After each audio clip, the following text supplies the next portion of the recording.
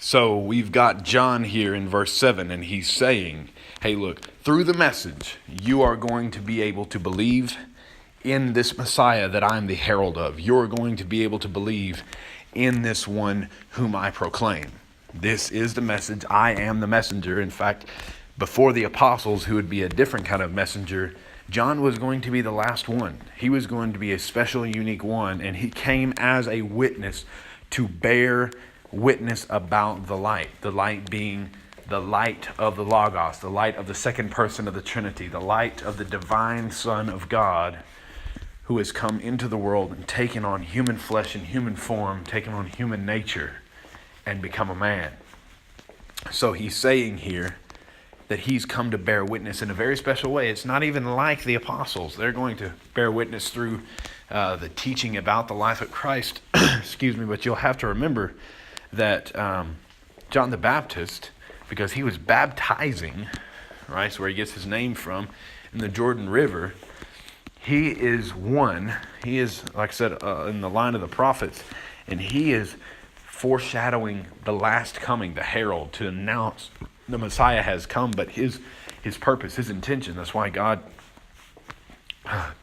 had him killed. That's why he let him be killed there at the ending of John's ministry, probably even around halfway through the Gospels, throughout Jesus' ministry. He was not there to see Jesus crucified or buried or resurrected or rejected by the Jewish people or anything at the Last Supper or anything that happened in Jerusalem that Passover week. John was never there for it. He was not part of the story. He had been taken out and removed because his plan, God's plan for John as a witness to this light, as the herald, as the message, as the final prophet in the line of the Old Testament prophets, was not to tell the story of Jesus like the apostles were and like we are, not to preach the gospel, but to be a forerunner of the gospel. So it's very important.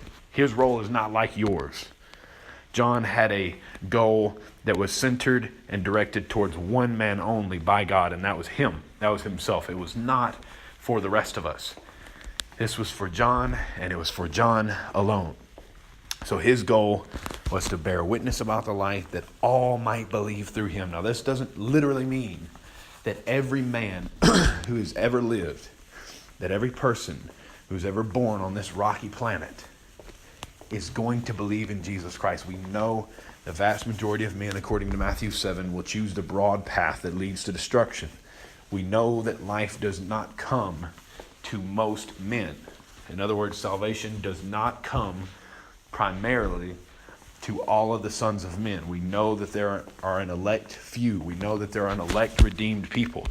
Innumerable as they may be, they are the minority, not the majority. It depends, of course, on what you believe eschatologically about the end times and whether there will be a great apostasy in the coming days as we near towards the destruction of civilization and of the church, or if you believe the exact opposite in there, instead of a great apostasy, there is going to come a progressive, continual, great revival and renewal of belief. That is totally contingent and totally dependent upon what you believe eschatologically, but it's regardless in the situation. You have John witnessing, you have John being a light, you have him being the testament of God on behalf of God's Son. So God didn't just send his Son into the world to bear witness of himself, although he did do that. And of course, the Holy Spirit and the Father bore witness of Jesus Christ in different ways as well.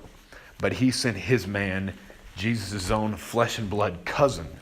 He sent his cousin, not John the Baptist, to be powerful with the Holy Spirit as the last one of the order of the Old Covenant, of the Old Testament, bearing witness to God becoming flesh, and then handing off the torch, handing off the baton, if you will, to the next generation of those who would carry the gospel message and the gospel message of salvation to the Gentiles and, of course, also to the Jews.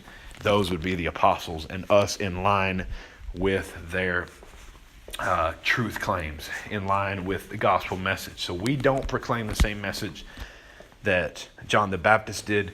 We proclaim embryonically the same thing, but the message we preach is more robust. John did not have the privilege of looking backwards at the life of Jesus and telling the story. He looked forward to what Jesus was doing and what he believed Jesus would do and what he knew from God, from the Holy Spirit, to tell others about the coming Messiah. That's why he says, I must decrease, he must increase, there in John 3:30 in that passage about Jesus. So it says in verse 8, he was not the light, but came to bear witness about the light. So that was verse 8. It's very important to remember that John the Baptist wanted no credit that he was not due. I think it's very fair and easy. It's an easy leap to make that John the Baptist didn't really want any credit really at all. That was not his goal. That was not his intention. He didn't desire to be exalted. That wasn't his plan. He didn't seek for men to think well of him. That was not what he came for. He came to make much of Christ. And there's so many lessons that we can learn from John the Baptist that are so oftentimes missed in his life, that so oftentimes get skewed in all of the crazy stuff that he said, and he was so hard, and he was dressed in camel fur, and he was going on and on about the brood of vipers being the Pharisees, and he's known for all these hard phrases and these things. But he was a man who got scared, like I referenced a second ago. He was a man who got scared. He was a man who wavered in his faith. He was a powerful man sent by God, but he was a tool. History says that there was a following that worshiped John the Baptist's head after it had been severed by Herod, after Herodias asked for it on a plate. We know that there were disciples who still maintained loyalty to John and believed him to be the Messiah even. And if not that, if not taking it that far, that he was still a great teacher who was worthy to be revered and respected. So we know from the Gospels that there were men who were reluctant to go after Jesus and follow Jesus after John the Baptist had been removed and taken out of the way, and his head had been put on a platter, literally, because of his power in word and deed, because of his persona, because of his ability, because of his knowledge, because of his zeal and boldness and the power of the Holy Spirit. On him. So we know there's this constant difficulty between the disciples of Jesus and the disciples of John the Baptist. We see that conflict over fasting. We see this issue and this kind of rub between why is it Jesus' disciples are not fasting and John the Baptist's disciples are fasting. Why are we more spiritual than you guys? If we're just the disciples of the messenger and you are the disciples of the Messiah, then why is it that we behave this way and you can't simply follow customs and rules like this? And of course, Jesus is saying that right now they have the bridegroom with them, and once he's gone, and he's talking about, of course, his crucifixion, death, burial, and resurrection, eventually once he ascends into heaven, he's saying, once I'm gone, these guys are going to lament, they're going to weep, and they're going to, fast, and they're going to suffer much. And until then, there's no point in them having this issue and continuing to fast as you guys do, because you guys are following the wrong ones. So this is John 3:22. I'll just read a couple of verses here in the last 5 or 6 minutes of this video, and then we'll wrap it up. We got about 5 minutes. So after this, Jesus and his disciples went into the Judean countryside. This is John 3:22, and remained there with them and was baptizing. Okay, Jesus and the disciples went into the Judean countryside, and he remained there with them, and he was baptizing, which is very important because Jesus. This is really the only part, as far as I know, in all of the Gospels, Synoptics, or John, where it says that Jesus was baptizing. I may be wrong. Definitely open to correction about that. It may just, my mind and memory may fail me at this moment. But here in John 3, we have saying that Jesus was in the countryside baptizing people. Okay? Very important. So, John also was baptizing in Aenon near Salim,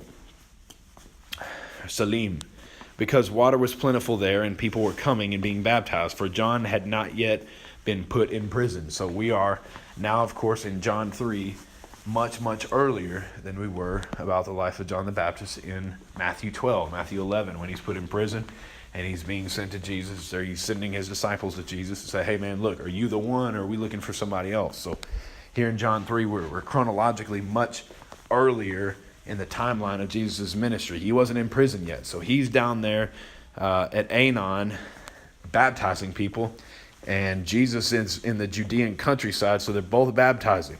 Okay, they're doing it synonymously. They're doing it in a they're doing it in a way that is at the same time. Okay. Verse 25.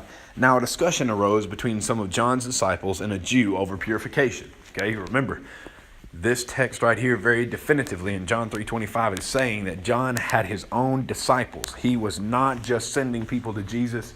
He had his own disciples of people who were learning from him, who were being taught by him, because after all, he was a powerful preacher.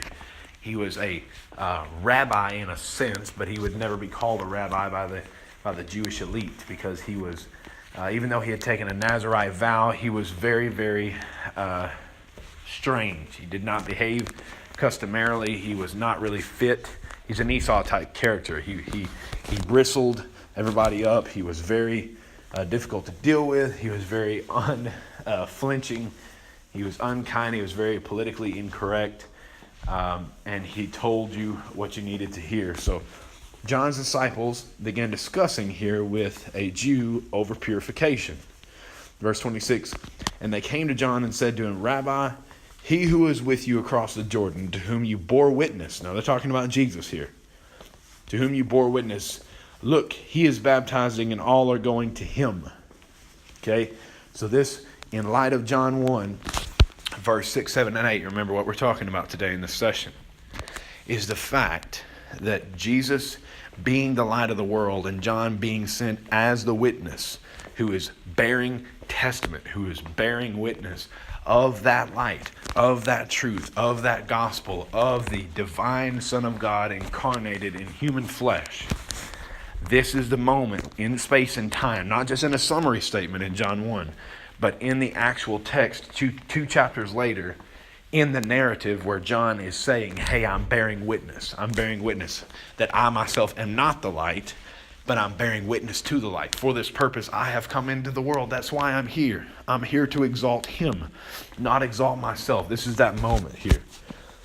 Look, John, that guy over there, the one that you were with across the Jordan, just so you know, Rabbi, he's over there baptizing too. Okay? Well, we don't know what he's doing. We don't know what he's about.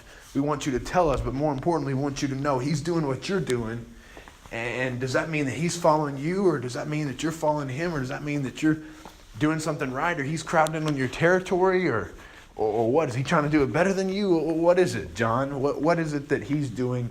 How do we interpret his actions? And John said in verse 27, very telling, John answered, a person cannot receive even one thing unless it is given him from heaven. You yourselves bear me witness that I said, I am not the Christ, but I have been sent before him. The one who has the bride is the bridegroom. The friend of the bridegroom who stands and hears him rejoices greatly at the bridegroom's voice. Therefore, this joy of mine is now complete. He must increase, but I must decrease. He who comes from above is above all. He who is of the earth belongs to the earth and speaks in an earthly way. He who comes from heaven is above all. He bears witness to what has been seen and heard, yet no one receives his testimony. Whoever receives his testimony sets his seal to this, that God is true. So, John is saying in conclusion, and we'll stop here today. John's saying in conclusion, look, you guys need to understand, man, this guy, he is bearing witness. And I am bearing witness to his message, to his witness of the Father. And he is greater than all. And I am here to worship and exalt him.